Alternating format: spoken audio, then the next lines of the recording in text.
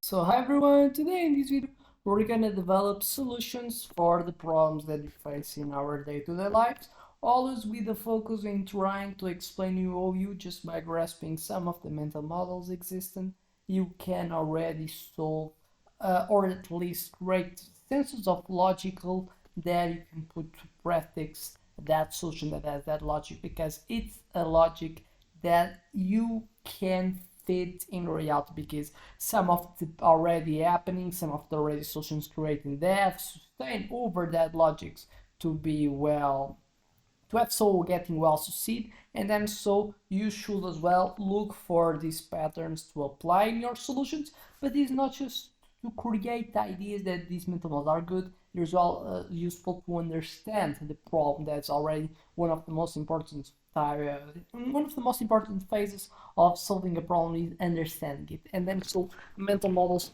as well solve or they help you so solve that specific problem that is so the lack of understanding of the world. So now today we're going to talk about a bit of a problem that is the public decision makers who fail to act in the collective interest, having their private interest, or because they don't have the empathy enough, they don't have that enough to understand the group they represent, and then so we see that they don't do the allocation of resources being efficient, being useful, and then so it's probably one of the worst problems that you can have today because a lot of the money that you earn, a lot of the hours that you so spent working, a lot of that money that comes from that hours working, they're taken from you in terms of interest, and then so what they're gonna do, they're gonna get your money, your interest, and then so apply it in creating some of what they call as public resources, and then sometimes they're not applied as they should, and so it's what we should focus. So first, the short-term B is one of the worst ones probably. What's the trap here is that normally the people that are in that specific jobs, they prioritize the election cycles 2 4 years while ignore the long-term impacts of their actions, so they really always they get limited in the effects that they're so they're limited from the actions that they look because they just look for the ones that create short-term pleasures that are because as well is where makes them so get their images construction, and then so getting elected again in 2 4 years, and then so we know that normally long-term this so make us getting worse. But then so what is the solution that you can create because what could be the way to not suffering so with this is you probably not being in a system that's democracy, but you want to do that trade-off. You enter in a specific so way to reign a country that's not democracy, that so makes the priorities of the people that are ruling being win the elections, but probably as well it enters in a dangerous stage, a dangerous way to rule a government. Then, so what are the solutions, antidotes for that? We have the 30-year constitutional clauses. Crucial laws, environment education can only be repealed after 3 decades, can be a way to act. A grandchildren reports, bills must include fictional letters from citizens in 2000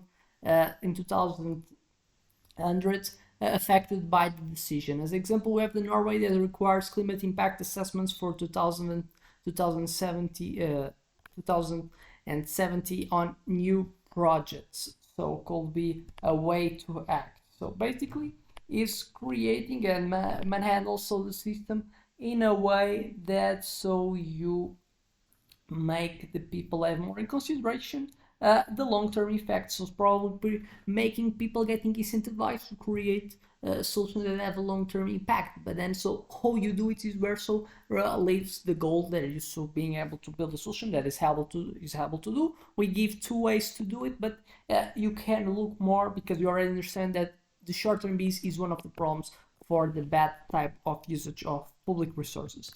Second, aggregation fallacy, the model. Niche signal tracking, what's the trap? Macro data, for example, national GDP masks a lot of local inequalities, and so what's the incentive for that?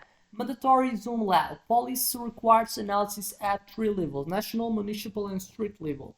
Painjoy dashboards, real-time maps showing suffering, example, the medicine shortage, and well-being by district, example, Bogota uses unhappiness heat maps to allocate ambulances. So basically, here's a lot of the people understood that the only thing that's important to get from the economy is the growth of GDP for one year to the other one, and if exists growth, so those mean that people are getting a higher quality of life. But it's not like that. You not have to look. You cannot like just look for a specific element that's something that's too much abstract as a result of the way that system works. But you're going to see that each individual element in that system, you're going to see that probably they're not that much of they don't have that much well-being. And if it will be true that GDP increases the happiness by itself, you will see that, for example, the index of happiness has not grown a lot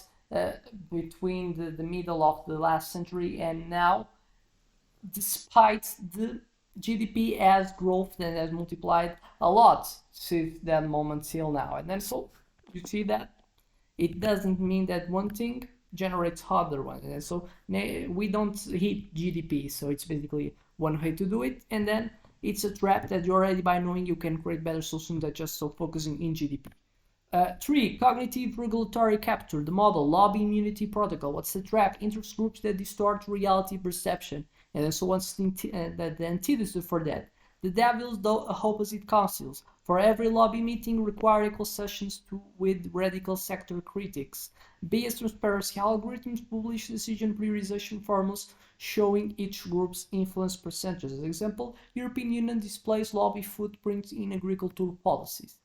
4. Abundance paradox. What's the model? Artificial scarcity. What's the trap? Abundant resources breed waste and corruption. And so what's the antidote for that? War budgeting. Cut 30% of initial budgets to force creativity. Release funds after efficiency proof. Desert rotation law. Annual rotation of civil servants between rich poor regions to break bubbles. Example, the Singapore reduced corruption with compulsory staff rotation as an idea as well, so that you can apply. 5. Lean defect for policy. Model the century test. What's the trap? Flashy novelties overshadow slow effective solution. And so what's the antidote for by knowing that?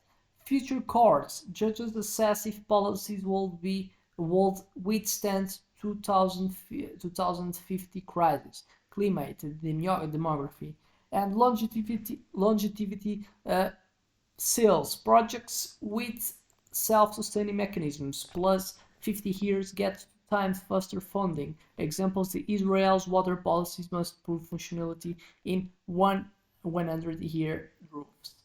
6. The single solution illusion. What's the model? Action ecology. What's the trap here? Hunting for silver bullet. Policies ignores micro action synergies. What's the antidote?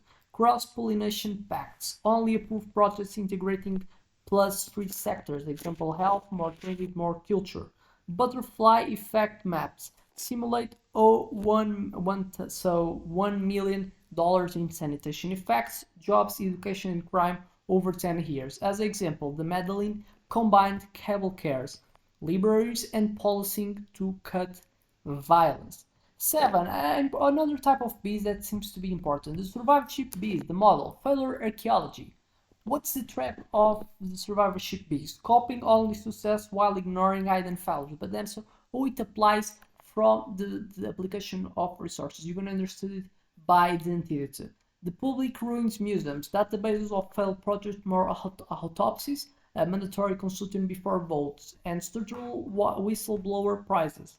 Reward officials identifying root causes of failures. Example: the World Bank project graveyard documents 5,000 plus failures. It's important to do it because with that it is helpful to people to understand the failures of the public allocation. Obviously, one of the most important elements to show people that are so have the conscience is the people. So educating people about what people in the future or in case in the past have done with. So in this paper see the patterns and then so they understand in the candidates that they see there. So in the run for the specific place in government, they have a higher analysis skill that obviously it's important to choose better. Hate, the group myopia model, the reality exchange, what's the trap? Political elites live in disconnected bubbles. So what's the antidote for that? Compulsionary immersions.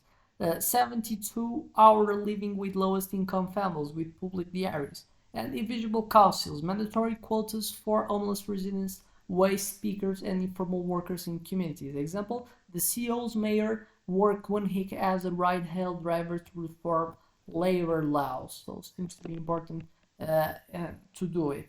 So with that, I expect that you have liked the video. I expect it was enough so to may subscribe, and I hope to see you in the next one. And I hope that you have as well got the statement, the value that I pretend to aggregate for you that's listening. So thank you and see you in the next one.